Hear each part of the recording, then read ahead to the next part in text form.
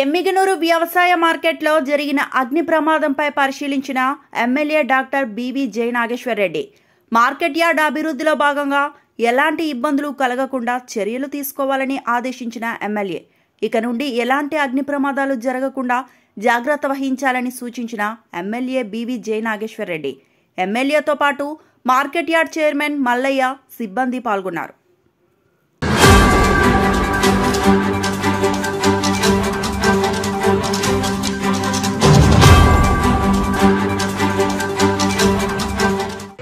ఎమ్మిగనూరు వ్యవసాయ మార్కెట్లో జరిగిన అగ్ని ప్రమాదంపై పరిశీలించిన MLA doctor BV Jayanageswarareddy market yard అభివృద్ధిలో భాగంగా ఎలాంటి ఇబ్బందులు కలగకుండా చర్యలు తీసుకోవాలని ఆదేశించిన ఎమ్మెల్యే ఇక నుండి ఎలాంటి అగ్ని ప్రమాదాలు జరగకుండా జాగ్రత్త వహించాలని సూచించిన ఎమ్మెల్యే బివి జయనాగేశ్వరరెడ్డి ఎమ్మెల్యేతో పాటు మార్కెట్ యార్డ్ చైర్మన్ మల్లయ్య సిబ్బంది పాల్గొన్నారు.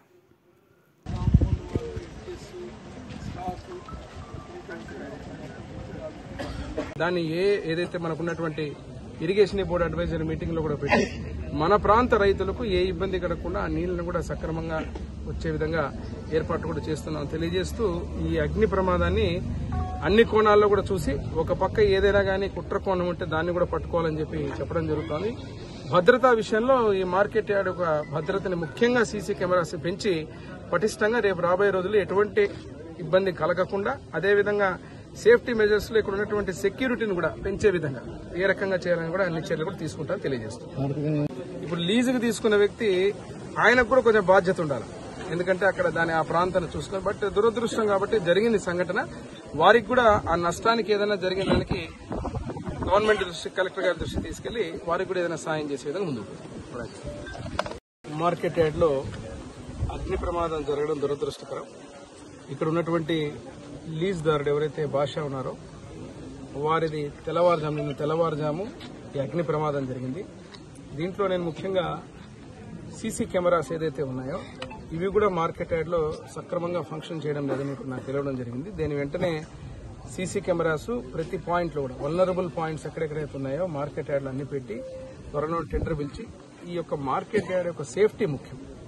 అది సంఘటన జరిగిందన్నప్పుడే కాకుండా భవిష్యత్తులో కూడా ఇటువంటి జరగకుండా ఉండాలంటే ఒక కార్యాచరణతో ముఖ్యంగా సీసీ కెమెరాస్ మనకుంటే విజిబిలిటీలో కానీ ఎక్కడైనా ట్రాక్ చేయడంలో కానీ ఈ స్టోరేజ్ కూడా సరిగ్గా లేదు, ఆ విజిబిలిటీ కూడా సరిగ్గా లేదని చెప్తున్నారు. కొన్ని కెమెరాస్ ఈ ప్రమాదంలో కూడా కాలిపోవడం జరిగింది, పాతవి కూడా. వాటిని తక్షణమే ఏర్పాటు చేసి ఒక టెండర్ పిలిచి దాన్ని ఏర్పాటు చేయాల్సిన కోరడం జరుగుతోంది. అదేవిధంగా ఈ సంఘటన పూర్వపరాలు కూడా చూస్తే ఇక్కడెక్కడ వైర్లు కానీ ఏది కానీ దరిదాపుల్లో దగ్గరగా లేవు, కానీ ఎవరో వచ్చి ఇంటెన్షనల్ గా ఈ పని చేశారని ఒక అనుమానం వ్యక్తం చేస్తున్నారు.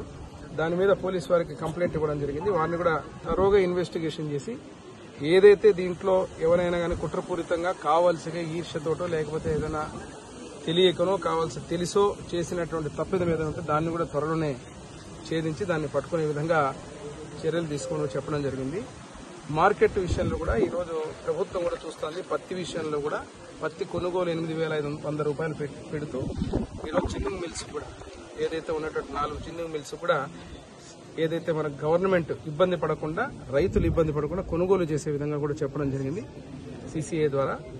దీన్ని తక్షణమే రైతులందరూ వినియోగించుకుని ఏ ఇబ్బంది పడదు, ఎందుకంటే అకాల వర్షాలు తుఫాన్ల వల్ల ఇబ్బంది పడేటువంటి పరిస్థితుల్లో ఈరోజు ప్రభుత్వం రైతులు మేలు కోరే విధంగా ప్రతి చర్య తీసుకుంటూ ఈ మొంతా తుఫాను వల్ల చూశారు ముఖ్యమంత్రి గారు నారా చంద్రబాబు నాయుడు గారు, డిప్యూటీ సీఎం పవన్ కళ్యాణ్ గారు, అదేవిధంగా విద్యాశాఖ మంత్రి నారా లోకేష్ బాబు గారు క్షణక్షణం ఆ యొక్క తుఫానుకు సంబంధించినటువంటి అన్ని చర్యలు ప్రాణ నష్టం కలగకుండా, అదేవిధంగా ఇక్కడ కూడా మన ప్రాంతంలో కూడా వానలు ఏదైతే పడ్డాయో దానివల్ల పచ్చి కరువు వచ్చి రైతులు ఇబ్బంది పడ్డారో వాటికి కూడా సహాయం చేసే విధంగా మననే మీకు ప్రెస్ మీట్ లో కూడా చెప్పడం జరిగింది. గోనెగండ్ల కావచ్చు, కొన్ని ఇతర మండలాల్లో ఎక్కడ నష్టం జరిగిందో నేను కూడా క్షేత్రస్థాయిలో పోయి పరిశీలించడం, అదేవిధంగా కలెక్టర్ గారికి వ్యవసాయ శాఖ అధికారుల ద్వారా అన్ని పంపించడం జరిగింది. నిన్ననే కలెక్టర్ గారు కూడా గోనెగండ్ల కులమాల గ్రామంలో వారు ఆ కార్యక్రమాన్ని కూడా చేయడం జరిగింది. ఈరోజు రైతులకు సంబంధించి రైతాంగానికి సంబంధించి రానున్నటువంటి రబీ ఏదైతే ఉందో దాంట్లో కూడా నీళ్లకు ఇబ్బంది లేదు.